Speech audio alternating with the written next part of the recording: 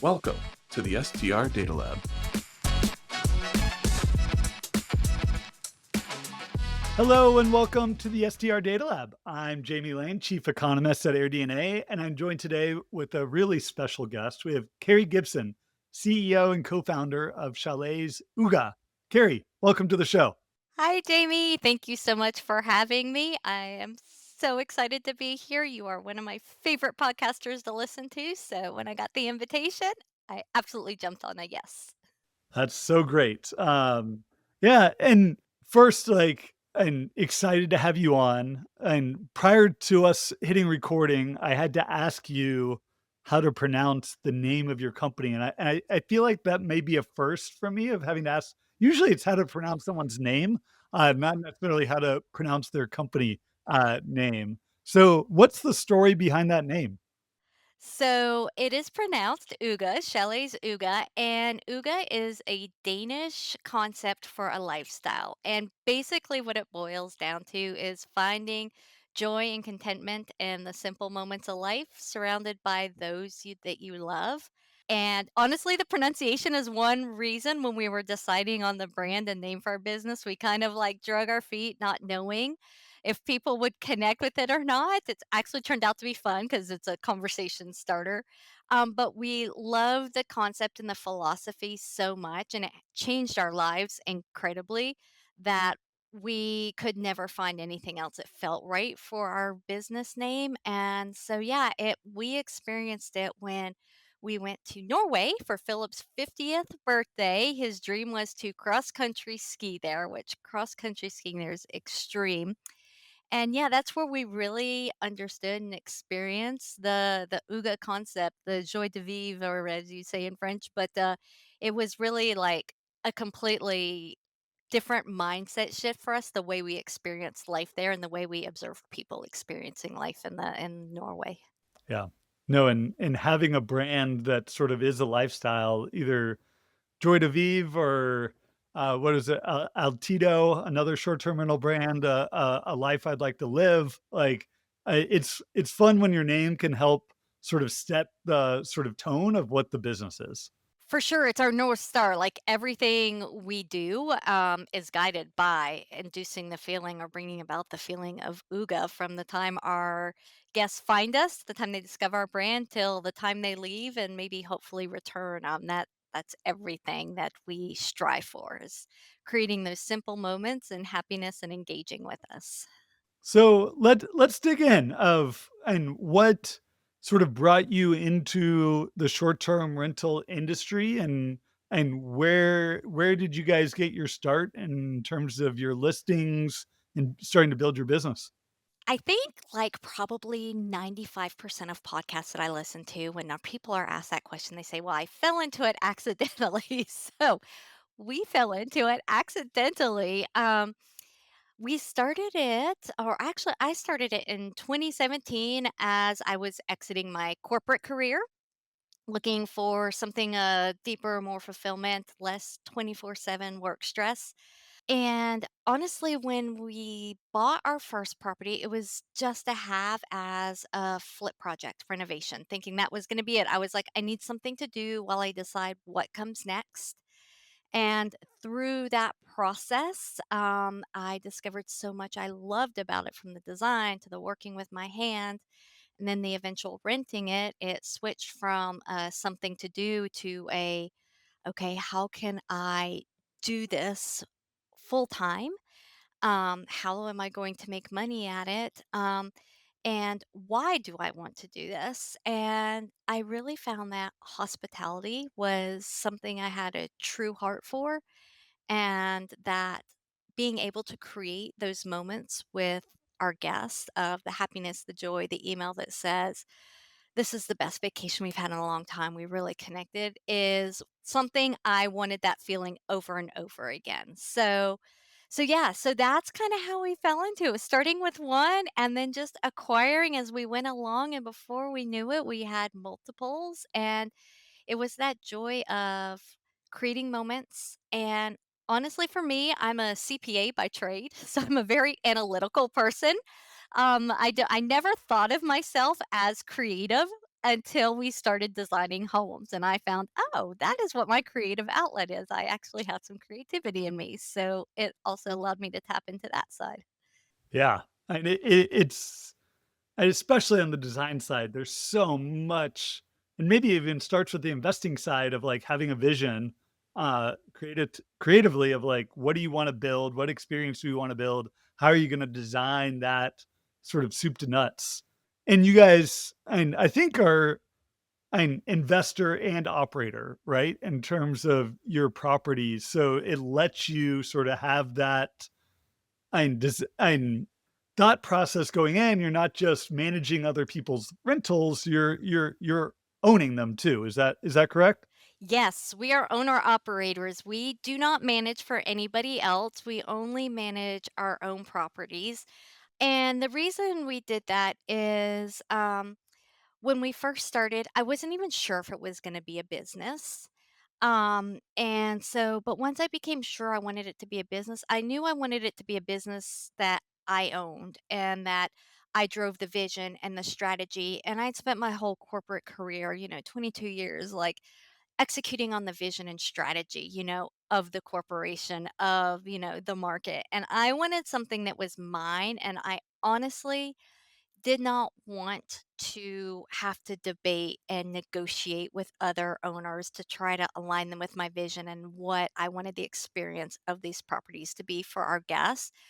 So that's really where it was deeply rooted in being an owner operator. But also then it just ended up going delving into um the financial side of it, like, because when we decided to take it on at first, my partner, my life and business partner, Philip, he was simply an investor in the business. Like, he was investing in the assets we were buying, and I was building the business. So, partnering with him was more than enough for me, and a direction I decided that, I did not wanna go in the property management, and so, yeah, we are owner-operators. And what is the portfolio up to now? So we have 6 short-term rentals right now, and we recently bought our first motel, so a 17-room motel outside of Quebec City.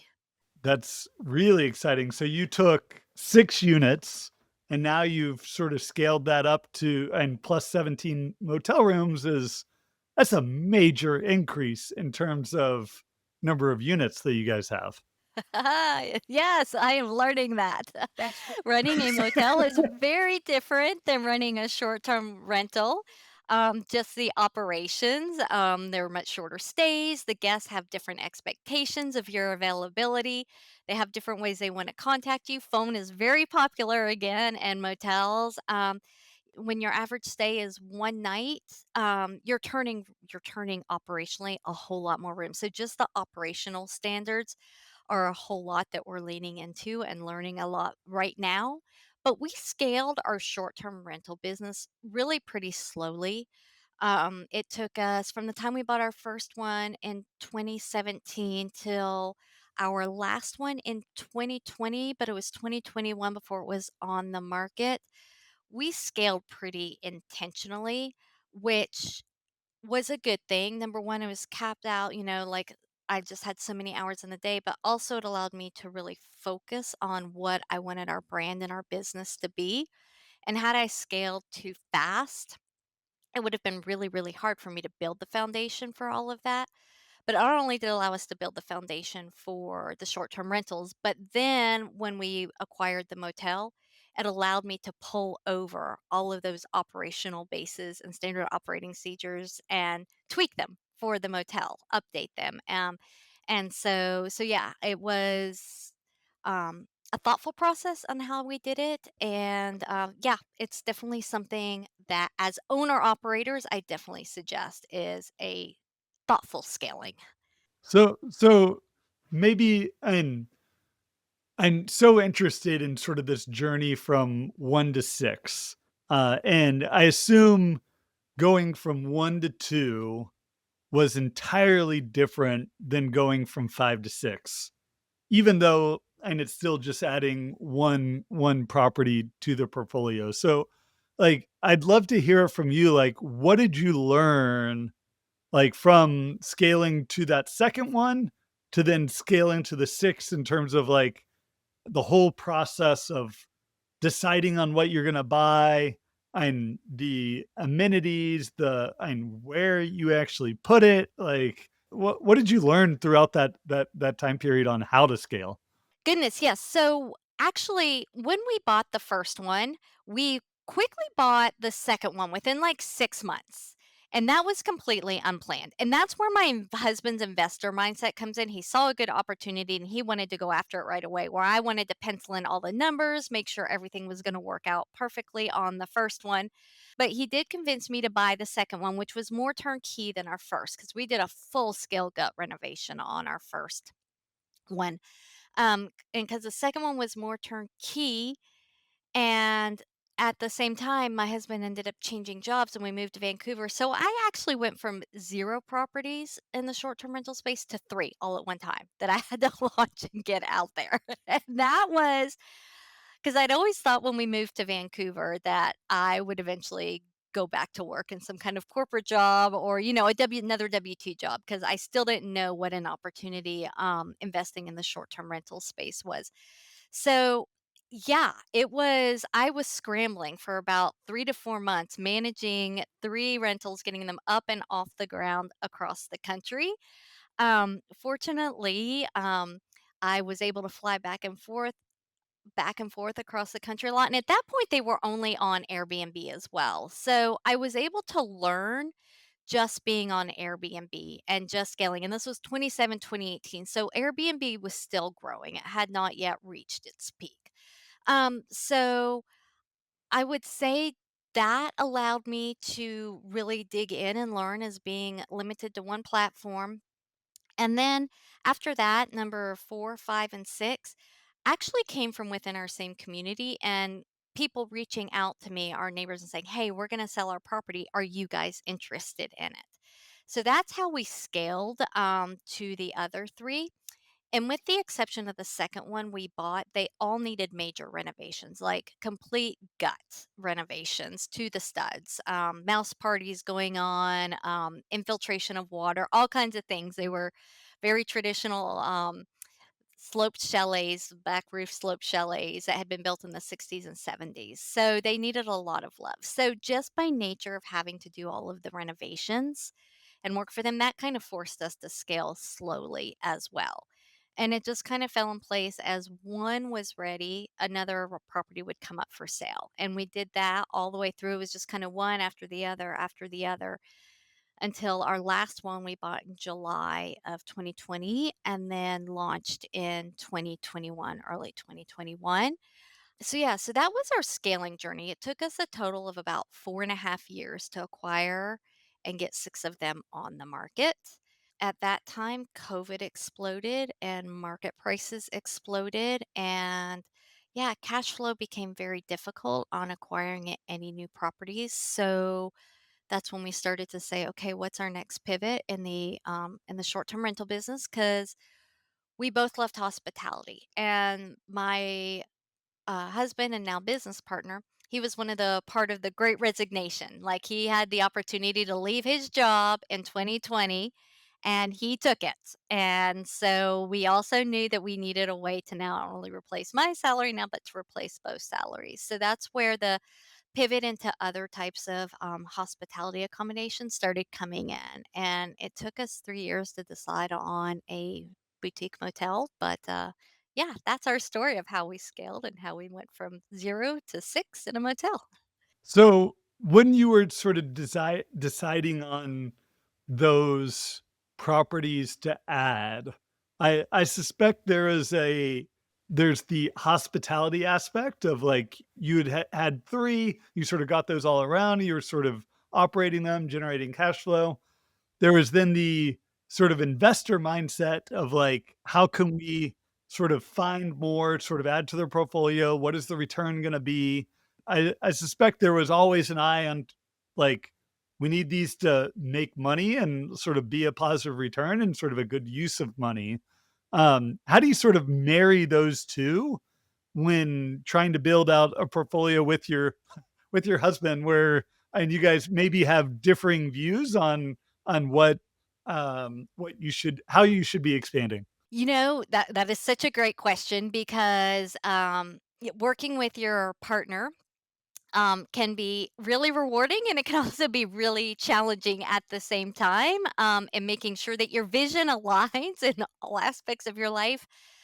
But when we first started looking, like we defined our buy box and what we wanted. And I think the definition of a buy box is so very important, and that's saying like the location, where we want it to be, how much we want it to spend, how much we need it to cash flow, are we willing to do renovations or not, all of those types of things. And for us in our investor mindset, we were always looking for something that needed a lot of renovation and not a love, because not only could we get it at a discounted price, we could also then immediately add in equity to it by doing a renovation. And so then we would have, by the time we went to launch it into a short-term rental, the investor side of us had already made money through the equity and the appreciation of the property we put in. Now at that point, so when we're looking, we look within those parameters. And then until it launches as a short term rental, we're in an investor mindset. What's going to add the most value to this property? Then, when we go from it switches over into a short term rental, that's where we have to go into our operational CEO hospitality mindset. And that becomes all around what is going to drive the biggest return for us and give us cash flow so that one, we can pay our bills, and number two, we continue to invest. So those are two very different mindsets. One's looking at your long term investment and when you're going to get back, and one's looking at the short term. And so it does require changing those hats, because there are times like with our properties that we have now, when we're looking at how we want to reinvest any profit that we had, there's opportunities both as an investor on that property, and there's also opportunities as the owner operate as the operator of it, and one's short-term cash and one is long-term cash. So it really all comes down to you know being clear on which hat you're wearing, why you're making the decision you're making, and if you're doing it as an operator, what's the cash flow you're going to get off of it. And if the cash flow isn't going to be enough, that's where we start to look at it as an investor. Are we better to take this capital and put it into something that's going to grow our wealth long term? No, that makes sense. Um, what is the one like if you're thinking about some of those learnings that you sort of gotten from and holding both those hats, like and someone listening today of like, and what are things like when your investor hat on that you're like really think sort of led to some of the success that has happened in your business? From the investor perspective, definitely location, location, location. Like knowing the right area, knowing that we wanted to do short term hospitality, short term rentals. Definitely location, not only looking where regulations were were going to impact how they were going to impact us, because one thing we have, Quebec has been regulated for 20 years for short-term rentals, so the province itself. So we kind of already had a foundation of where it was at. The municipality we were in also implemented regulations. So we felt by investing in the town that we were in, we had kind of already gone over the regulation hurdle. Yes, it can always change, but provincially and Right, municipal were already set. your eggs are all in one basket, right? Like you and all 6 listings are right near each other. So essentially you found an area that you think works, that you've sort of proven out that it cash flows, that it can operate, and you're like, let's double down on this area. Yep, location. It's a drive-to location for Quebec, for Ontario, for the Northeast US. It's four season, it's ski season, it's boat season, it's all of the things. And then it also, not only it's in an area where there's short-term rentals, but also residential. So like all the way around, it made a lot of sense that there was no losing on these properties no matter what happened from a market perspective. There was always going to be someone, like whether it was another handing it off again to someone else as a short-term rental or turning it back into residential. There was always going to be upside to these properties. Okay. No, that all makes sense. On the operations side, like, is there Like, I assume you guys are listed on the major channels. What did you sort of learn in terms of scaling on the operation side that you think sort of and at least made it where you then wanted to take that next leap to push off into a hotel? Was there some magic of like 6 short-term rentals for that seems a lot. Like there must have been some efficiencies you're able to gain in terms of managing those. Absolutely. So, for sure, from an operational perspective, having all of them together made it very, very easy to establish operating procedures, right? So I was able to build a team, specifically a cleaning team at the beginning that has now grown into an operations team that now I had one point of managing a cleaning team. I'm not having to pick different teams in different locations. I'm able to do all of my inventory management from one place instead of every property having to have its own stock and its own brand of things. Everything is conformed across all our properties from an amenities, linens, all of the cleaning products aspect, which makes a huge difference.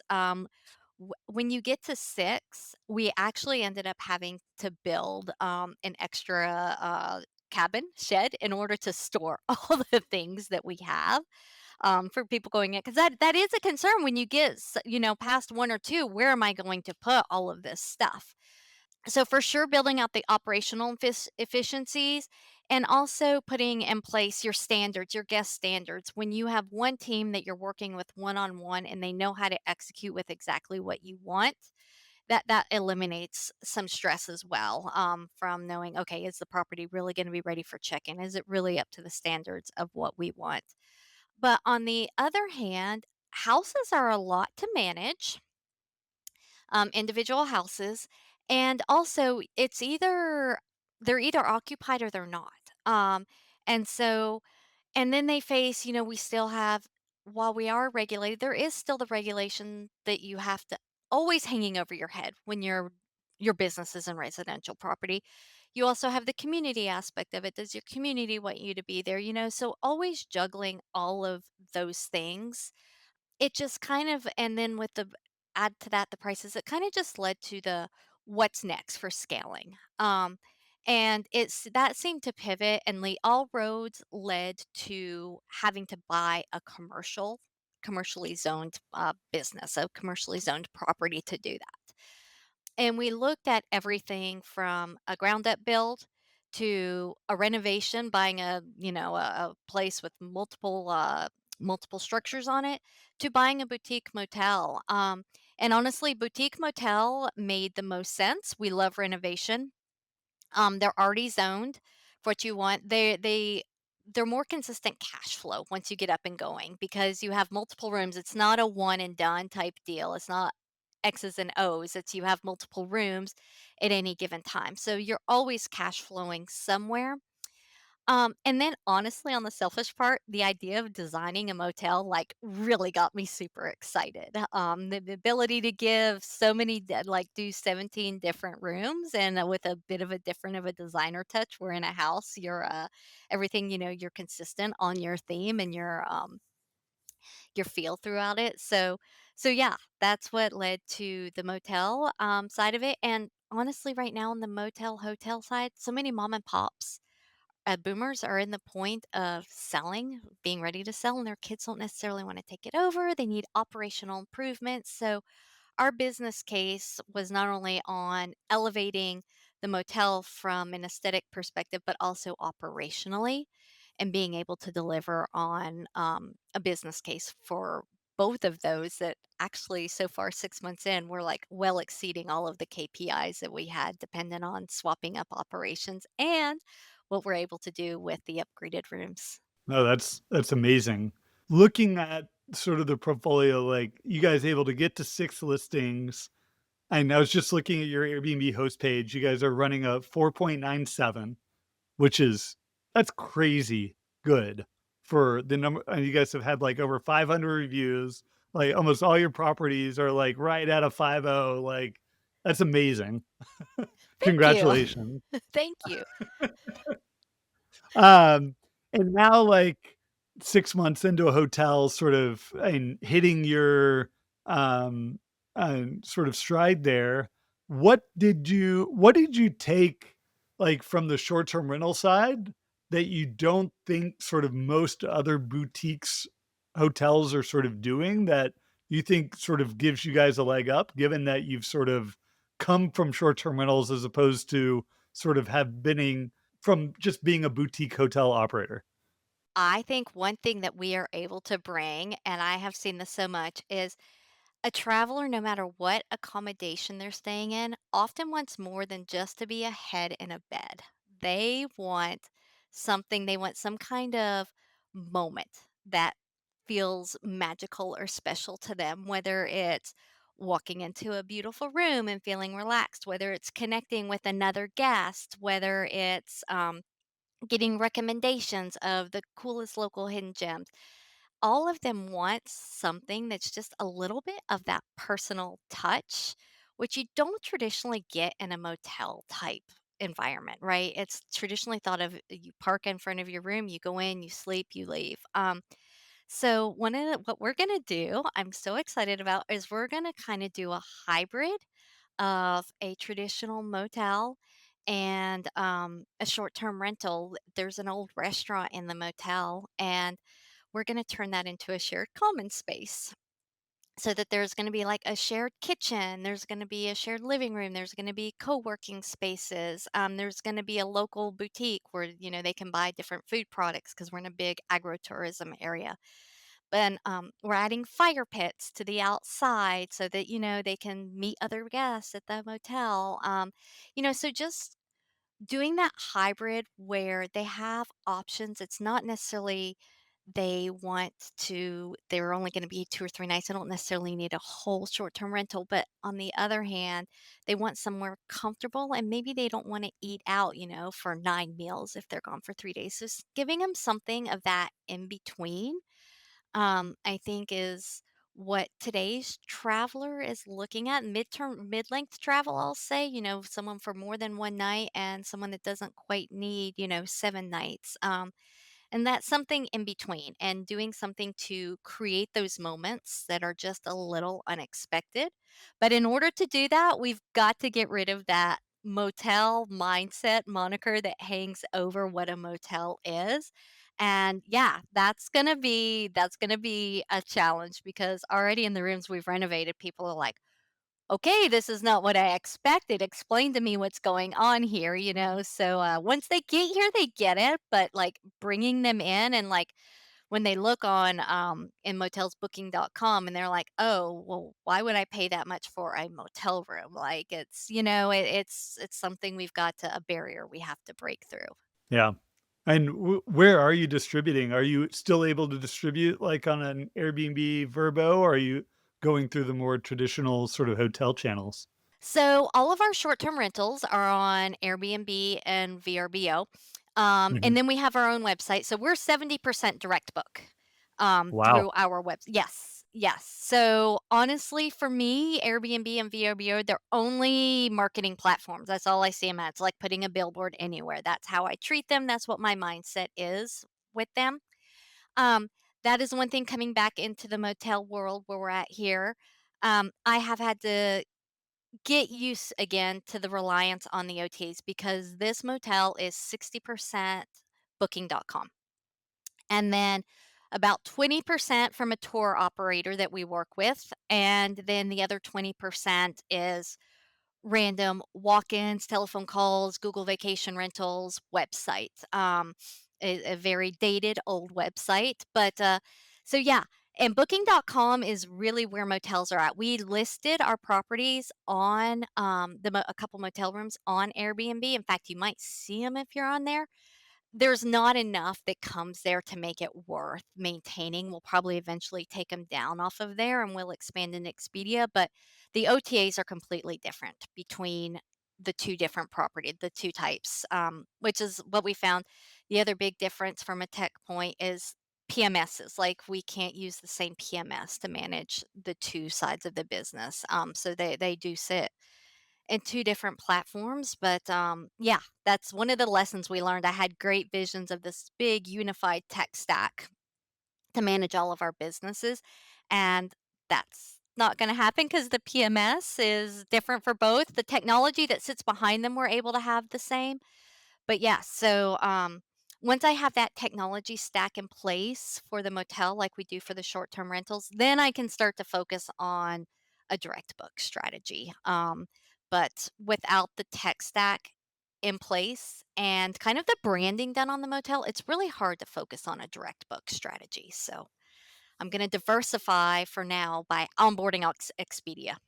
Is that something that you're able to leverage the teams though? You sort of said you had built out the team more, like leverage the sort of cleaning staff among the short-term rentals and the hotels, or are you running two different teams?